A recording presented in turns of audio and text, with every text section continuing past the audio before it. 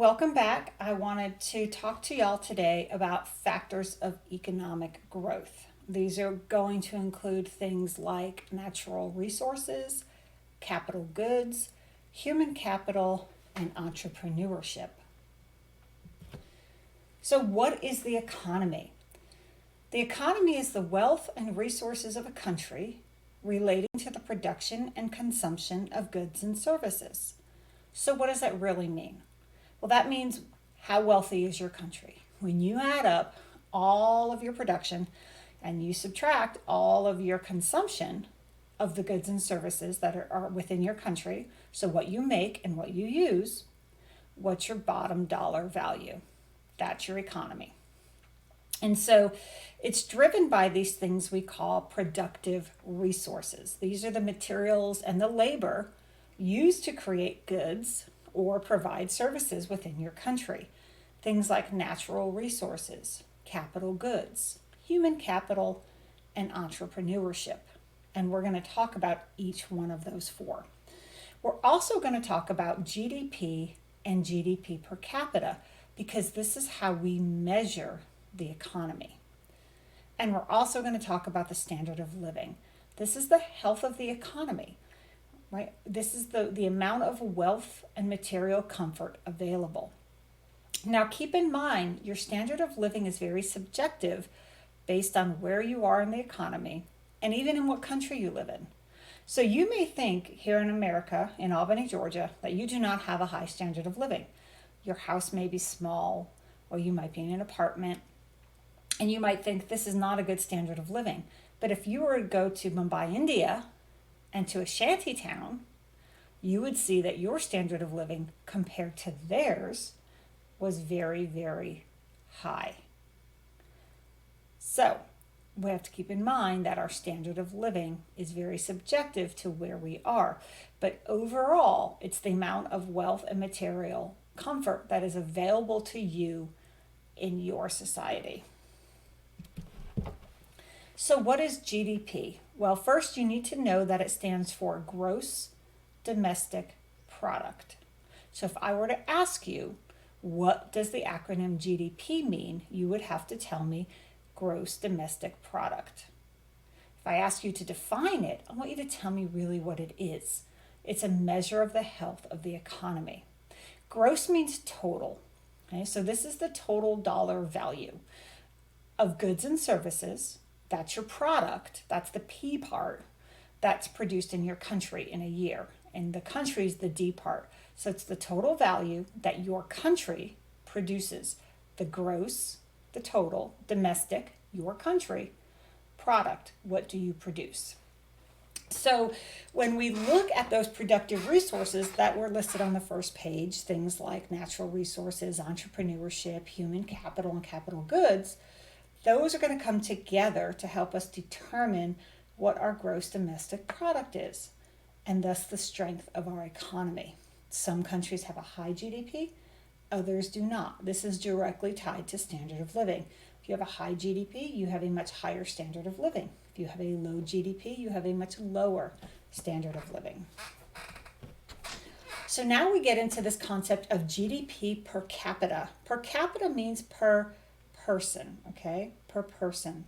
So this is the gross domestic product per person, or the average wealth per person per year. So when we look at the formula for GDP per capita, it's basically the GDP of the country divided by the population. So it gives us an average. Does everybody make the same income? No. But we can look and say, on average, what does the average person in that country contribute each year? What do they make each year? So countries with a higher GDP per capita have stronger economies, while countries with lower GDP per capita have weaker economies. And that's because there is fewer money being generated or being made that could be put back into the economy. So if you make a lot of money, you're going to go out and spend more money. If you don't make that much money, you're going to spend less money. And so there's going to be less money going back into the economy. Okay, so now we're going to look at those productive resources. We're going to start with natural resources, and we've talked about this before. These are materials that come from nature. They drive our industry. They're the foundation of our industry. It's a source of income when exported. So if we have a lot of natural resources, more than we need, we can export them to countries that don't have those resources, and we get money for that because when we export, we sell. Without natural resources, we have to import what we need, which means we are now paying another country, because if we're importing it, somebody must be exporting it. And so we have to pay them for their excess resources. Some examples that we've talked about in the past are land, timber from forests, minerals from the mountains and mines, water. Other things can be oil, petroleum products, fish, right? So lots of natural resources. Remember that this helps a country specialize, right? If you have a lot of forest, then you're going to be specializing in timber. If you live on the coast, if you're a coastal nation, you're going to be specializing in fishing and shipping, things like that. So you want to specialize in whatever you have the most natural resources for, because that means you don't have to pay to import things and you can export your excess and make money. The next one we're going to talk about is capital goods. These are man-made materials needed to produce goods and services. When we use the word capital, we're usually talking about some form of income. So this is the income that is generated by your actual physical goods. So if you invest in machinery, if you update your factories, if you have new technology, if you're putting in things to reduce your carbon output, if you are fixing your heating and air system, right? You are making your actual physical investment in your actual physical things. And so all of those physical materials that are helping your business grow is then going to boost the country's wealth, boost the country's exports. So again, we're talking about physical things, factories, machinery, technology, buildings, tools, all of those physical things that help you produce whatever you're going to produce or provide whatever service you're going to provide. You need to invest in those things and keep them running and keep them new and keep them modern in order for your business to keep growing and keep contributing to the GDP. Along with that is human capital. These are your actual human workers, okay, that are going to be generating money. All right. The human capital is probably up there in your country's most important resource, right? People are your country's most important resource. They're your thinkers and your doers, right? They're going to be the ones who are going to be coming up with the ideas and then making those ideas come to reality. So we need skilled workers to fill our jobs within the economy. And it takes a lot of different kinds of people to fill a lot of different types of jobs, right? We have many different goods and services to provide, and we need many different types of people with all different skill levels to fill those. So you could be a doctor, a teacher, a factory worker, a mailman, you could be the garbage man, you could be a dog walker, where these are all important jobs to fill in our society. Every job that somebody does is important. Don't ever think that it's not. Different people have different skills and fulfill different niches within our economy. Okay, we need to continually invest in human capital to grow our economy.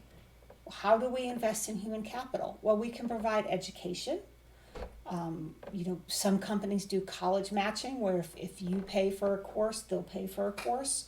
Professional training programs. Every October your teachers at St. Teresa's go off to do a professional development. That's really important for training. You can also provide health care, dental care, retirement benefits. All of these things make a healthier, happier, smarter employee. And if you have a healthier, happier, smarter employee, they're going to work more. They're going to work more efficiently and more productively, and they're going to make you more money, and in return, they're going to increase the GDP and their GDP per capita. So it's really important that we have a smart, highly skilled workforce that is healthy and cared for. Along with human capital and providing that education for our employees is this concept of literacy. Literacy is the ability to read and write.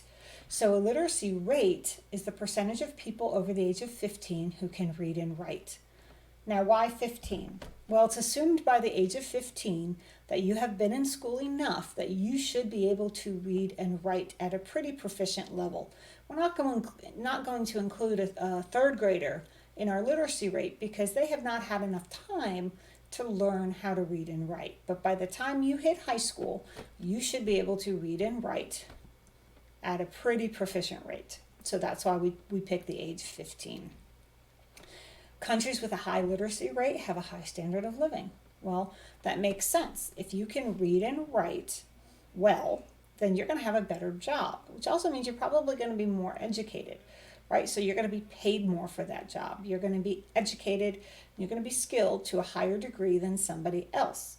So if we can increase the literacy rate overall for our country, if we can increase the literacy rate of all of our people, give them more skills with reading and writing, make them better at reading and writing, then they can all get better jobs. They can all have higher salaries, and they can all improve the standard of living.